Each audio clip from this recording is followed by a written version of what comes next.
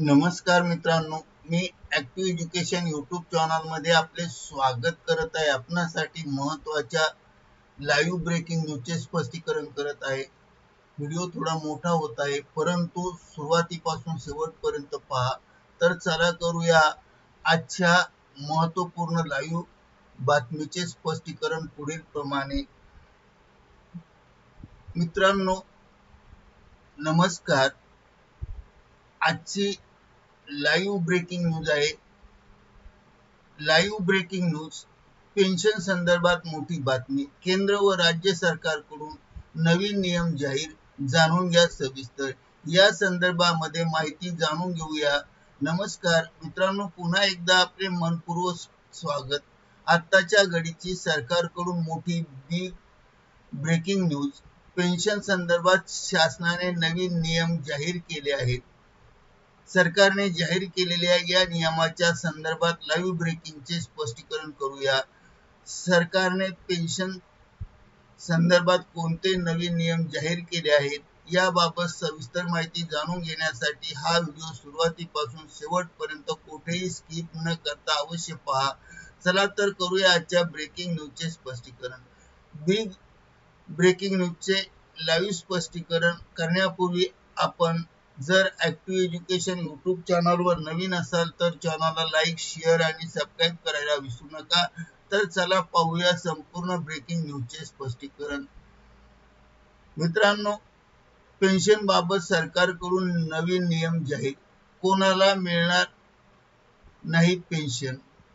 राज्य सरकारची सुधारित पेन्शन योजना, 10 वर्षापेक्षा कमी सेवा, NPS मधील 60% रक्कम न भरल्यास आणि 31 डिसेंबर 2026 पर्यंत ऑप्शन फॉर्म न दिल्यास पेन्शन नाकारली जाईल। राज्य सरकारने कर्मचाऱ्यांसाठी सुधारित पेन्शन योजना म्हणजे UPS लागू करण्याचा ऐतिहासिक निर्णय घेतला असला तरीही या नियमावलीमध्ये एक अशी अट आहे की एक महत्त्वपूर्ण अशी अट आहे की अनेकाची ती झोप उडू शकते आणि त्यामध्ये पेन्शनचा लाभ कोणाला मिळणार नाही तर यापेक्षा कोणाला मिळणार नाही हा मुद्दा महत्त्वाचा आहे। पेन्शन कोणाला मिळणार, त्याच्या विरोधी कोणाला मिळणार नाही, या दोन्ही मुद्द्याचं सांगोपान चर्चा आपण येथे करूया। याबाबत हा मुद्दा आता सरकारी वर्तुळात चर्चेचा विषय ठरला आहे। या संदर्भाने वित्त विभागाने जारी केलेल्या 58 पानाच्या शासन निर्णयामध्ये यावर शिक्कामोर्तब करण्यात आले आहे आणि यामध्ये असे स्पष्ट केले आहे की नवीन नियमानुसार आता पेन्शनसाठी पात्र ठरण्यासाठी एकूण सेवेचा एक ठराविक कालावधी पूर्ण करणे अनिवार्य आहे।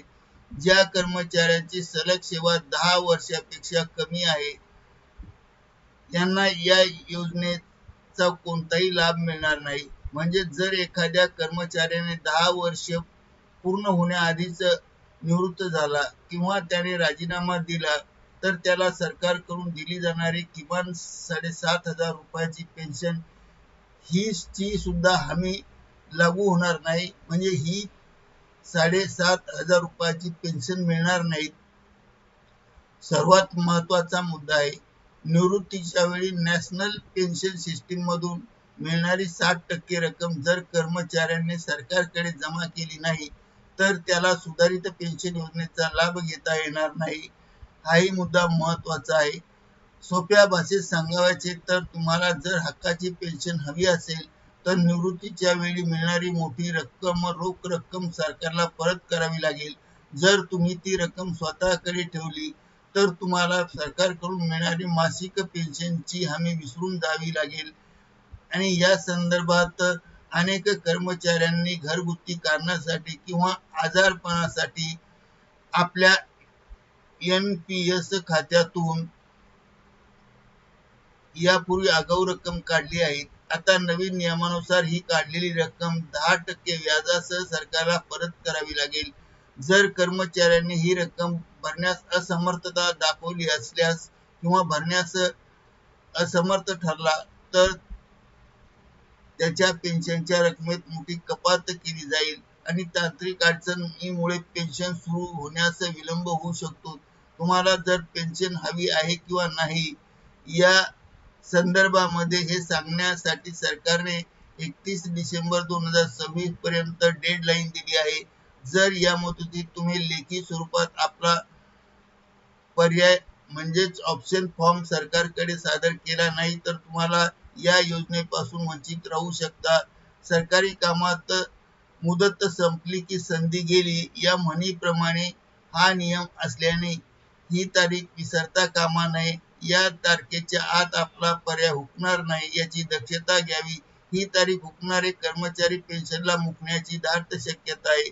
ज्या कर्मचाऱ्यांवर गंभीर शिस्तभंग किंवा भ्रष्टाचाराचा आरोप सिद्ध झाला आहे आणि त्यांना बडतर्फ करण्यात आले आहे अशाही कर्मचाऱ्यांवर पेन्शनची टांगती तलवार असेल. तसेच खाजगी संस्था किंवा विना अनुदानित तत्वावर काम करणाऱ्या कर्मचाऱ्यांना या सरकारी नियमाचा कोणताही फायदा मिळणार नाही. सरकारने पेन्शनचे दारे कर्मचाऱ्यांसाठी उघडले असले तरी या अटीची पूर्तता केली नाही तर तुम्हाला याचा लाभ मिळणार नाही. 10 वर्षाचा किमान सेवा, वेळेत परतावा जमा करणे किंवा व्याजाचा हिशेब पूर्ण करणे या 3 गोष्टी जो कर्मचारी पाळणार नाही त्याला निवृत्तीनंतर रिकाम्या हाताने तो कर्मचारी घरी जाऊ शकतो.